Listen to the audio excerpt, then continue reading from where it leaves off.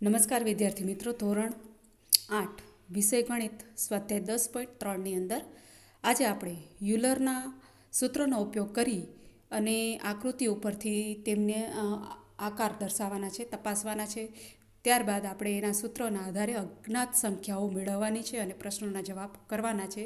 તો સૌપ્રથમ ફલક, ધાર, શિરોબિંદુ અને ગણને બહુફલક કહે છે એ જોઈ લઈએ. તો સૌપ્રથમ તો ફલક એટલે કે ફેસિસ કહેવાય છે, ધાર એટલે એજ, શિરોબિંદુ એટલે વર્ટાઇસ અને ઘનને બહુફલક કહે છે એટલે કે એને પોલીહેડ્રોન્સ કહેવામાં આવે છે. આના આધારે જ આપણું જે યુલરનું સૂત્ર છે દાખલા એ મુજબ જ કરવાના છે. હવે આપણે સમઘન, લંબઘન, પ્રિઝમ, પિરામિડ જેવા ઘન આકારોને ફલક, ધાર તથા શિરોબિંદુ હોય છે. સમઘન, લંબઘન, પ્રિઝમ, પિરામિડ જેવા આકારોને શું હોય છે? ફલક હોય છે અને ધાર હોય છે અને શિરોબિંદુ હોય છે. આવા ઘનને બહુફલક કહેવામાં આવે છે. ત્યારબાદ છે બહુફલકના બે પ્રકાર છે, એક છે પ્રિઝમ અને બીજું છે પિરામિડ. હવે પ્રિઝમ કોને કહેવામાં આવે છે? તો પ્રિઝમ જે બહુફલકનો પાયો અને મથાળું એકરૂપ બહુકોણ હોય. તો બહુફલકનો પાયો એટલે કે નીચેનો એનો ભાગ અને મથાળું એટલે કે કોઈ પણ પ્રિઝમ છે એના ઉપરનો ભાગ, તો કે ટોપ વ્યૂ કહેવામાં આવે છે. તો કે બહુકોણ હોય અને બાકીના ફલક સમાંતર બાજુ ચતુષ્કોણ હોય તેને પ્રિઝમ કહે છે. પ્રિઝમનો પાયો ત્રિકોણ, ચોરસ, લંબચોરસ, સમાંતર બાજુ ચતુષ્કોણ હોઈ શકે. તો આ પ્રિઝમની વ્યાખ્યા થઈ છે. પ્રિઝમ માટે તમને કહેવામાં આવે, પ્રશ્ન પૂછવામાં આવે પ્રિઝમ કોને કહે છે, તો આ જવાબ આવી શકે. ત્યારબાદ છે પિરામિડ કોને કહેવામાં આવે છે? તો કે પિરામિડ આ બહુફલકનો પાયો કેવો હોય છે? કોઈ પણ સંખ્યાવાળો બહુકોણ હોય છે, બરાબર. તો આ બહુફલકનો પાયો સંખ્યાવાળો બહુકોણ હોય છે. તેના ફલકો પાયાની દરેક બાજુમાંથી શરૂ થતા ત્રિકોણ હોય છે. આ ત્રિકોણાકાર ફલક એક જ શિરોબિંદુ હોય છે, બરાબર. ત્રિકોણાકાર ફલકો હોય છે અને એક જ શિરોબિંદુ હોય છે અને એક જ શિરોબિંદુ જોવા મળે છે. હવે આપણે પ્રિઝમની વાત કરીએ તો કે જેનો પાયો ત્રિકોણ હોય તે ત્રિકોણીય પ્રિઝમ કહેવાય છે અને જેનો પાયો ચોરસ હોય તે ચતુષ્કોણીય પ્રિઝમ કહેવામાં આવે છે. એવી જ રીતે પિરામિડની વાત કરીએ તો કે જેનો પાયો ત્રિકોણ હોય તે ત્રિકોણીય પિરામિડ કહે છે અને જેનો પાયો ચોરસ હોય તે ચતુષ્કોણીય પિરામિડ કહેવામાં આવે છે. ચાલો હવે આપણે સ્વાધ્યાય 10.3ના જે પ્રશ્નો છે એ ચકાસીએ. પ્રશ્ન નંબર 1 છે કે શું કોઈ બહુફલકને આટલા ફલક હોઈ શકે, એટલે કે 3 ત્રિકોણ. નંબર 1 3 ત્રિકોણ, નંબર 2 એક ચોરસ અને એક 4 ત્રિકોણ અને 2 છે કે 4 ત્રિકોણ અને ત્રીજું છે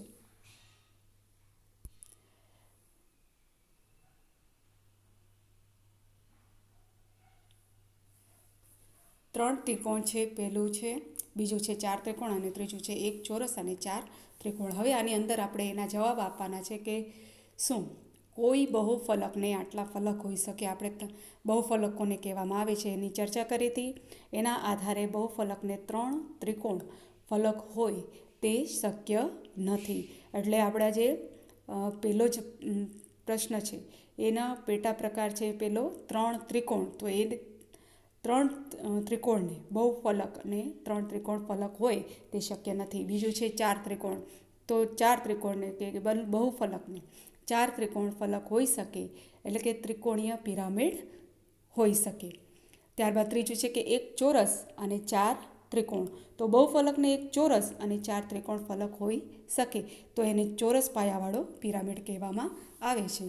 જે ત્રિકોણ ફલક હોય તો ત્રિકોણીય પિરામિડ કહેવાય છે અને ચોરસ પાયાવાળો હોય ફલક તો તેને ચોરસ પિરામિડ કહેવામાં આવે છે. હવે પ્રશ્ન નંબર 2 છે એ જોઈએ કે શું આપેલી કોઈ પણ સંખ્યાના ફલકથી બહુફલક બની શકે. હવે સૂચન છે કે પિરામિડને ધ્યાનમાં રાખીને વિચારવાનું છે. આપણે પિરામિડની આપણી જે વ્યાખ્યા તમને વાત કરી, પિરામિડ તમને ખ્યાલ જ છે, મેં આગળના 10.2ની અંદર તમને બતાવેલું હતું કે પિરામિડ કોને કહેવામાં આવે છે. તો એ પિરામિડની અંદર એને આપણે આ ધ્યાનમાં રાખી અને આપણો જે જવાબ છે કે આપેલી ફલકની કોઈ પણ સંખ્યા 4 અથવા 4થી વધારે હોય તો તેવા ફલકવાળો બહુફલક બની શકે. તો ફરીથી પ્રશ્નનો જવાબ બોલી જાઉં કે હા, આપેલી ફલકની સંખ્યા 4 અથવા 4થી વધારે હોય તેવા ફલકવાળો બહુફલક બની શકે. હવે અહીં પ્રશ્ન નંબર 3 છે. એ 3ની અંદર પ્રશ્ન છે કે નીચેનામાંથી કઈ વસ્તુ પ્રિઝમ છે. અહીં આકૃતિઓ આપેલી છે. એ આકૃતિમાંથી 1, 2, 3 અને 4 આકૃતિઓ આપેલી છે. એ પ્રિઝમ છે કે નહીં એ જાણવાનું છે. તો હવે આપણે ધ્યાનથી પહેલું ચિત્ર છે એ ખીલીનું છે, બીજું છે છોલ્યા વગરની પેન્સિલ છે, અને ત્રીજું પેપરવેઇટ છે, અને ચોથું ખોખો છે. તો અહીં જે ચિત્ર આપેલું છે એ પ્રિઝમ એ એવું બહુફલક છે જેના પાયા તથા ઉપરના બે ફલકો સમાંતર અને એકરૂપ બહુકોણ હોય અને બીજા ફલકો સમાંતર બાજુ ચતુષ્કોણ હોય. એટલે ખીલી એ પ્રિઝમ નથી. એના આધારે આપણે જે પ્રિઝમની વાત કરી તો એના આધારે ખીલી શું છે એ બહુકોણ, એટલે કે ખીલી એ પ્રિઝમ નથી. ત્યારબાદ છે બીજું છોલ્યા વગરની પેન્સિલ. એ પ્રિઝમ છે કે પ્રિઝમ એ એવું બહુફલક છે જેના પાયા તથા ઉપરના બે ફલકો સમાંતર હોય. પાયા અને ઉપરના ફલકો આ ધ્યાનમાં રાખવાનું છે. અને એના ઉપરનો ભાગ તે એ સમાંતર હોય અને એકરૂપ બહુકોણ હોય અને એકબીજા ફલકો સમાંતર બાજુ ચતુષ્કોણ હોય. તો અહીં ચતુષ્કોણ ધરાવે છે. માટે હવે એ શું છે તો કે છોલ્યા વગરની પેન્સિલ પ્રિઝમ છે. એટલે આપણે અહીં રાઈટ પાડી દઈએ. ત્યારબાદ છે પેપરવેઇટ. તો પેપરવેઇટ એ પ્રિઝમ નથી, પિરામિડ નથી. આપણી જે પ્રિઝમની વ્યાખ્યા કીધી એ પ્રમાણે પિરામિડ પ્રિઝમ નથી. ત્યારબાદ છે ખોખું. તો ખોખું એ પ્રિઝમ છે, કારણ કે એ શું છે બહુફલક ધરાવે છે જેના પાયા છે, પછી ઉપરનો ભાગ છે ટોપ વ્યૂ છે એ આ સમાંતર બાજુ ચતુષ્કોણ છે.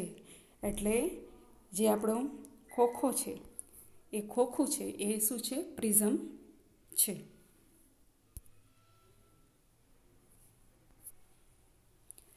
હવે ત્યારબાદનો પ્રશ્ન નંબર 4. એની અંદર પેટા પ્રશ્ન 1 છે કે પ્રિઝમ અને નળાકારમાં શું સામ્ય છે. પ્રિઝમ અને નળાકાર લઈએ તો એ બેની વચ્ચે શું ભેદ છે. તો પ્રિઝમ અને નળાકાર બંનેના પાયો અને મથાળું એકરૂપ ફલકો હોય છે. વળી આ બંને ફલકો એકબીજાને સમાંતર પણ હોય છે. હવે નળાકાર લઈએ તો એની વાત કરીએ, પાયો અને મથાળું. આ નળાકાર છે એની અંદર આપણે ઉપરનું મથાળું છે અને નીચેનો પાયો છે. તો શું હોય કે પાયો અને મથાળું એકરૂપ ફલકો હોય છે. વળી આ બંને ફલકો એકબીજાને સમાંતર પણ હોય છે.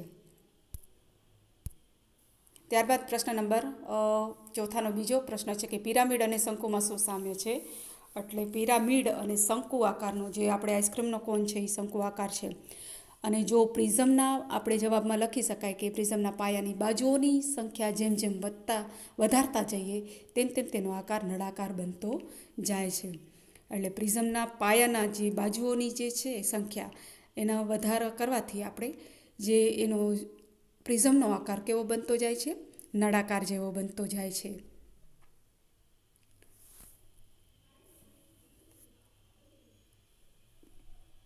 આ તો થઈ આપણે પ્રિઝમની વાત. પણ પિરામિડ અને શંકુમાં શું સામ્ય છે. તો પિરામિડ અને શંકુમાં સામ્યતા એ છે કે બંનેના બાજુના ફલકો ઉપરના ભાગમાં એક જ શિરોબિંદુમાં મળે છે. જે પિરામિડના પાયાની બાજુઓની સંખ્યા જેમ જેમ વધારતા જઈએ તેમ તેમ તેનો આકાર શંકુ જેવો બનતો જાય છે. ત્યારબાદનો જે પ્રશ્ન નંબર 5 છે કે શું ચોરસ અને પ્રિઝમ અને એ સમઘન જેવો જ હોય છે, સમજાવો. તો 5મા પ્રશ્નની અંદર આપણે કહીએ કે ના, ચોરસ અને પ્રિઝમ એ હંમેશ સમઘન જેવો જ ન હોય, તે લંબઘન જેવો પણ હોઈ શકે. ત્યારબાદ 6 જે છે યુલરના સૂત્રનો ઉપયોગ કરીને ઘનાકારો માટે આપણે તપાસવાનું છે. તો નીચે જ આપણે આકૃતિઓ આપેલી છે. એ આકૃતિના આધારે આપણે યુલરનો સૂત્રનો આધારે એની ઘનાકાર તપાસવાના છે. ઘનાકાર એટલે કે આપણે જે આકૃતિ છે એના અંદરના ભાગની વાત કરીએ એને ઘનાકાર કહેવામાં આવે છે. તો અહીં આપણે જે એનું ચિત્ર આપેલું પ્રશ્ન નંબર 6 છે જે યુલરના સૂત્રનો ઉપયોગ કરીને આપણે ઘનાકાર તપાસવાનું છે. અહીં આપણે પાઠ્યપુસ્તકની અંદર જે પ્રથમ આકૃતિ છે એ પ્રથમ આકૃતિની અંદર આ આગળનો ભાગ દર્શાવે છે. અહીં જે દર્શાવેલો ભાગ છે એ આકૃતિનો આગળનો ભાગ છે. હવે અહીં મેં રેખા દોરી જેથી કરીને આપણે પાઠ્યપુસ્તકની અંદર આપણે પહેલી આકૃતિની અંદર ઘનાકાર દેખાડેલું નથી, એટલે અંદરનો ભાગ દર્શાવેલો નથી. આ મેં અહીં રેખા દોરી અને અંદરનો ભાગ દર્શાવેલો છે. જ્યારે આપણે બીજી આકૃતિ છે એની અંદર આ અંદરના ભાગને દર્શાવવામાં આવ્યું છે, તૂટક રેખા વડે દર્શાવવામાં આવ્યું છે. તો સૌપ્રથમ તો આપણે પહેલાં ફલક, હવે એનું સૂત્ર સૌથી પહેલાં કયું છે તો યુલરનું જે સૂત્ર છે એ છે કે એફ બરાબર એફ વત્તા વી ઓછા ઈ બરાબર 2. એ યુલરનું સૂત્ર છે કે યુલરનું સૂત્ર બરાબર અહીં આપેલું જ છે કે એફ વત્તા વી ઓછા ઈ બરાબર 2 થાય. એટલે આ તમે યુલરનું જે સૂત્ર છે એને ધ્યાનમાં રાખી આપણે આકૃતિને જોવાની છે. આકૃતિમાં આપણે આકૃતિ દ્વારા પેસ કેટલા છે, વી કેટલા છે, ઈ કેટલા છે ને આ સૂત્રના આધારે આપણે દાખલો ગણવાનો રહેશે. ફરી આપણે આકૃતિ તરફ જઈએ એટલે વધારે ખ્યાલ આવે. હવે આપણે અહીં આકૃતિ આપેલી છે અને એફ એટલે શું થશે, ફેસ થશે. એટલે એફ બરાબર ફેસ છે. તો સૌથી પહેલાં તો આકૃતિની અંદર આ જે ભાગ બહારનો એટલે કે આ દર્શાવેલો છે આ ફલક કહેવામાં આવે છે. એફ એટલે ફલક, અંદર જે ભાગ છે અંદરનો ભાગ છે એ ફલક છે. બરાબર. હવે આપણે જોવાનું છે કે આની અંદર ફલકો કેટલા છે, એટલે ફલકની સંખ્યા શોધવાની છે. ફલકને આપણે એફ તરીકે દર્શાવી સૂત્રમાં બતાવ્યું હતું એ પ્રમાણે. એટલે એફ એટલે આપણો ફલક થશે, વી એટલે શિરોબિંદુ થશે ને ઈ એટલે આપણી ધાર થશે. તો સૌ પ્રથમ આપણે ફલકોની સંખ્યા શોધીએ. તો ફલકની અંદર આપણે અંદર ઘનાકાર દોરેલો છે જેથી કરીને આપણે અંદરના ભાગથી ખબર પડી આવશે. આ જે એક અહીં આપેલું છે, આ 1, આ 2, આ 3, 4, 5, 6 અને 7. તો આ 7 જે છે એ શું છે, ફલકની સંખ્યા છે. ફરીથી કહું, પહેલો નંબર 1, આ નંબર 2, નંબર 3, નંબર 4, આ નંબર 3, નંબર 4, આ નંબર 5, નંબર 5 છે, આ નંબર 6 અને આ નંબર 7. તો અહીં આપણી ફલકની સંખ્યા થાય છે 7. એ જ રીતે હવે આપણે વી એટલે કે શિરોબિંદુ જોવાના છે. તો શિરોબિંદુની સંખ્યા એટલે કે જે જોઈન્ટ થતા હોય, રેખાઓ, મેં તમને પહેલાં વાત કરી હતી કે રેખાઓ, બિંદુઓ જે જ્યાં રેખાઓ જોડાતી હોય એને શિરોબિંદુ કહેવામાં આવે છે. તો 10 થાય છે શિરોબિંદુ. એ શિરોબિંદુ જોઈએ તો આ જોઈએ 1, 2, 3, 4. અહીં જે રેખાઓ છે 1, ફરીથી કરીએ એટલે ખ્યાલ આવે વધારે. તો અહીં 1, આ 2, 3, 4, 5, 6, 7, 8, 9 અને નીચે 10. જે લાઈન છે એ 10. તો આપણી જે વી બરાબર થશે 10 એટલે કે શિરોબિંદુની સંખ્યા થશે 10 અને ઈ એટલે ધાર જોવાની છે કે જે રેખાઓ દોરેલી હોય એ રેખાના આધારે આ ધારો 1, આ 2, આ 3, આ 3, આ 4, ત્યારબાદ નીચે આડી લઈએ 4, 5, 6, 7, 8, 9, 10, 11 અને 12 અને અંદર જે છે 13, 14 અને આ 15.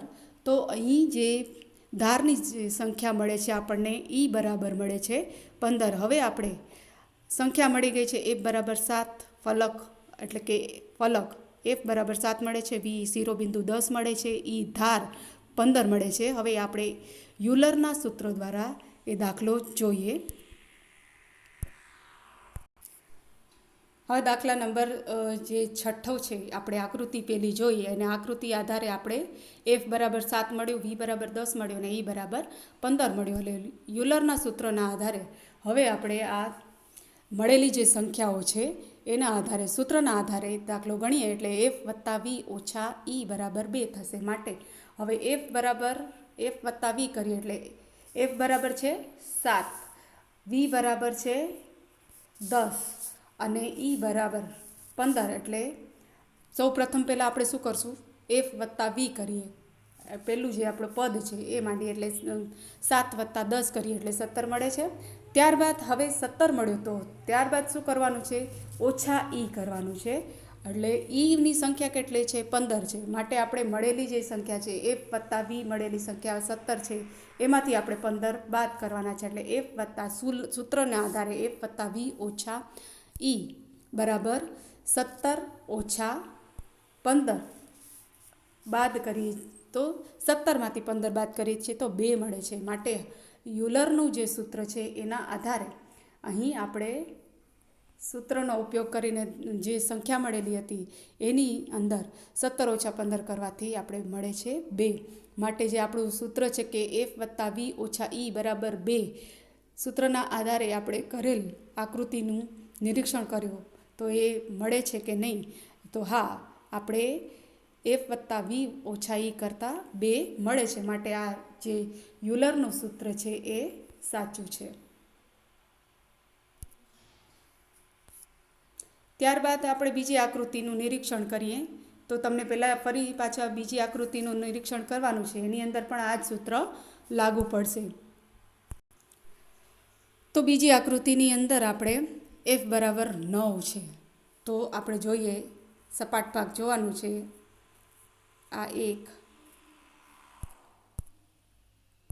આપણે પહેલી જે આકૃતિનું જે નિરીક્ષણ કર્યું હતું એ મુજબ જ કરશું. 1 આ પાયો, 2 3 અંદરની બાજુ 3 4 5 6, ત્યારબાદ 7 8 અને એકદમ પતલું છે તે 9. એટલે અહીં આપણે એફ મળે છે 9, એફની સંખ્યા મળે છે 9. ત્યારબાદ જોઈએ એટલે કે ફલકની મળે છે સંખ્યા આપણે 9. હવે વી એટલે કે શિરોબિંદુ જોઈએ તો જે ટપકા મેં અહીં કરેલા છે એના આધારે આપણે હવે શિરોબિંદુ જોવાના છે. શિરોબિંદુ કેટલા થાય છે, 1 2 3 4 5 6 7 8 અને ઉપરનું ટોપ છે 9. હવે અહીં જે આપણે આકૃતિ આપેલી છે એ ઉપરનું મથાળું આપણે નથી જોવાનું. ફલકની અંદર આપણે ઉપરનું મથાળું નથી લીધું. આપણે કયા જોઈએ છે, આ ત્રિકોણ 1 2 3 મળ્યા ફલકની તરીકે, નીચેનો પાયો મળ્યો એટલે આપણે એફ બરાબર 9 મળ્યું. અને બિંદુઓ એટલે આ ઉપરથી શંકુ જોડી દીધેલો છે, આ આખી આકૃતિ છે. એટલે જે આપણે શિરોબિંદુ મળે છે, શિરોબિંદુની સંખ્યા કેટલી થાય છે, 9 થાય છે.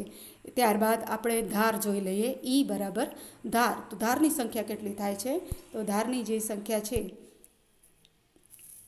1 2 3 4 5 6 7 8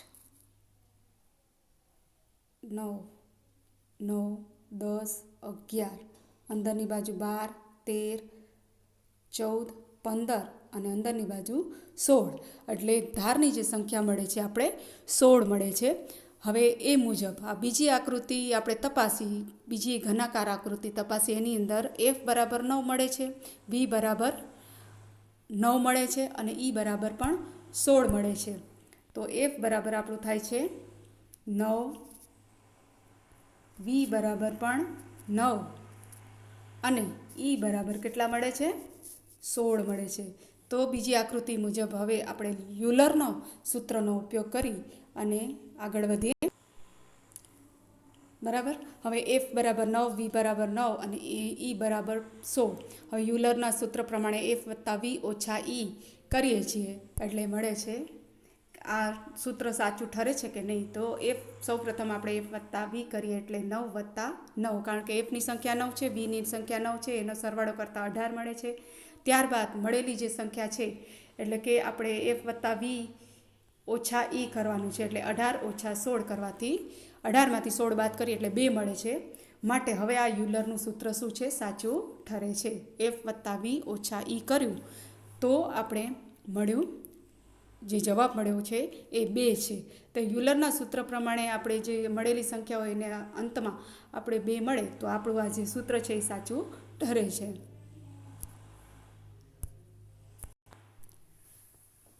હવે આપણે દાખલા નંબર 7ની અંદર યુલરના જે સૂત્ર છે એનો ઉપયોગ કરીને અજ્ઞાત સંખ્યા શોધવાની છે. અહીંયા કોષ્ટક આપેલું છે, ફલક, શિરોબિંદુ અને ધાર દર્શાવેલા છે. એની અંદર હવે પ્રથમ દાખલાની અંદર આપણે શું શોધવાનું છે તો કે ફલક શોધવાનું છે. શિરોબિંદુ 6 આપેલા છે અને ધાર 12 આપેલી છે. એ આધારે આપણે હવે સૂત્રનો ઉપયોગ કરી અને અજ્ઞાત સંખ્યા શોધીએ. તો અહીં એફ વત્તા વી સૂત્ર લઈ લઈએ. ઈ ઓછા ઈ બરાબર 2, એટલે કે યુલરનું જે સૂત્ર છે કે એફ વત્તા વી ઓછા 2 બરાબર 2. એટલે હવે આપણે એફ શોધવાનું છે, એટલે એફ બરાબર ક્વેશ્ચન માર્ક કરીએ છીએ, વી બરાબર 6 આપેલું છે અને ઈ બરાબર 12 આપેલું છે. હવે સૂત્રના આધારે આપણે એફ વત્તા 6 કરીએ, વત્તા 6. એફ છે એ શું છે શોધવાનું છે, એટલે કે વી છે એની સંખ્યા. હવે એફ આપણે ખબર નથી એટલે આપણે એફ જ લખીએ છીએ અને વી બરાબર 6 છે એટલે એફ વત્તા 6 કર્યું અને એમાંથી આપણે ઈ બાદ કરવાનું છે એટલે ઓછા 12. હવે 6માંથી 12 જાય નહીં એટલે 12માંથી આપણે 6 બાદ કરીએ એટલે આપણે મળે છે 6. તો એફ ઓછા 6 મળે છે. હવે આપણે તમને નિશાની કઈ લાગશે 6ની આગળ, કારણ કે જવાબમાં આપણે મોટી સંખ્યાની નિશાની લગાવવાની છે. તો મોટી સંખ્યા 12 છે, એની આગળ માઇનસની નિશાની છે એટલે એફ બરાબર આપણે મળે છે ઓછા 6. ત્યારબાદ આપણે એફ બરાબર 2 વત્તા 6, આ જે 2 છે એને આપણે મળેલ ઈ બાદ કર્યું હતું. એફ વત્તા વી છે, આપણે એફ શોધવાનું છે એટલે 2 વત્તા 6 કરીએ એટલે થશે 8. એટલે માત્ર આપણે સંખ્યા કઈ મળી ગઈ, એફ બરાબર મળ્યું 8. તો અહીં લખી શકાય, અહીં આવશે આપણો ફલક એફ બરાબર 8. એ મુજબ આપણે હવે બીજા દાખલાની અંદર શું કરવાનું છે, એની અંદર આપણે શું શોધવાનું છે, એની અંદર આપણે શિરોબિંદુ શોધવાનું છે. ફલક આપેલું છે 5, ધાર આપેલી છે 9. તો એની અંદર સૂત્રના આધારે જોઈએ તો એફ બરાબર શું છે 5, બી આપણે શોધવાનું છે અને ઈ માઇનસ ઈ કરવાનું છે, એ 9 છે. તો સૂત્ર મુજબ સૂત્ર લખેલું છે આપણે એફ વત્તા વી ઓછા ઈ બરાબર 2. ત્યારબાદ આપણે 5 આપેલું છે, આ 5 વત્તા વી ઓછા 9, ઈ એટલે 9 છે બરાબર 2. અને વી ઓછા 4, 9માંથી આપણે શું કરવાનું છે કે 5 વત્તા વી કર્યું ઓછા 9, એટલે કે 5માંથી 9 બાદ નહીં થાય પણ 9માંથી 5 બાદ કરીએ છીએ એટલે વી ઓછા મોટી સંખ્યાની નિશાની બાદ બાકી એટલે વી ઓછા 4 કરીએ બરાબર 2. હવે વી બરાબર આ 2 છે અને 4 છે, એના વચ્ચે શું કરવાનું છે સરવાળો થશે એટલે 4 ને 2 6, એટલે જે 6 છે એ શું છે શિરોબિંદુની સંખ્યા થશે. તો બીજા દાખલાની અંદર આપણે શિરોબિંદુ શોધવાનું છે અને શિરોબિંદુની સંખ્યા થશે 6. હવે દાખલા નંબર 3ની અંદર શોધવાનું છે ધાર શોધવાનું છે. ફલક 20 છે અને શિરોબિંદુ 12 છે. સૂત્ર મુજબ જ આગળ વધીએ તો એફ બરાબર 20 અને વી બરાબર 12, ઈ શોધવાનું છે. એફ વત્તા ઈ ઓછા ઈ, એફ વત્તા વી ઓછા ઈ બરાબર 2 સૂત્ર છે. સૂત્રના આધારે આપણે જે ફલક છે એ 20 છે એને વત્તા શિરોબિંદુ 12 કર્યું, એને ઓછા ઈ બરાબર 2, કારણ કે ઈ આપણે શોધવાનું છે, એની સંખ્યા આપણી પાસે નથી એટલે 20 વત્તા 12 કરીએ છીએ એટલે 32 મળે છે. અને 32 ઈ શોધવાનું છે એટલે 32 ઓછા ઈ બરાબર 2 સૂત્રના આધારે હવે માટે ઈ શોધવાનું છે એટલે ઋણ ઈ એટલે કે ઓછા ઈ બરાબર 2 ઓછા 32. તો હવે 32 છે કે 2માંથી 32 બાદ ન થાય, અને માટે આપણે 32માંથી 2 બાદ કરીએ એટલે ઓછા 30 મળે છે. એટલે ઓછા ઈ બરાબર 30. હવે બંને અહીંયા માઇનસની નિશાની છે એટલે પ્લસ થઈ જશે. બંને નિશાની સરખી છે. ઈની આગળ પણ ઋણની નિશાની છે અને 30ની આગળ પણ ઋણની નિશાની છે. એટલે ઓછા ઓછા વત્તા નિશાની સમાન હોય તો સરવાળો થાય. એટલે ઈ બરાબર કેટલા થશે? 30 થશે. એટલે હવે આપણે ધારની સંખ્યા કેટલી મળે છે? તો કે ધારની સંખ્યા ઈ બરાબર શું મળે છે? 30 મળે છે. એટલે અહીં આપણે લખી શકીએ ત્રીજા દાખલાની અંદર ધારની સંખ્યા થાય છે 30. તો વિદ્યાર્થી મિત્રો, અહીં આપણો સ્વાધ્યાય 10.3 પણ પૂર્ણ થાય છે. એટલે પ્રકરણ 10 પૂર્ણ થયું. ચલો વિદ્યાર્થી મિત્રો, આવજો.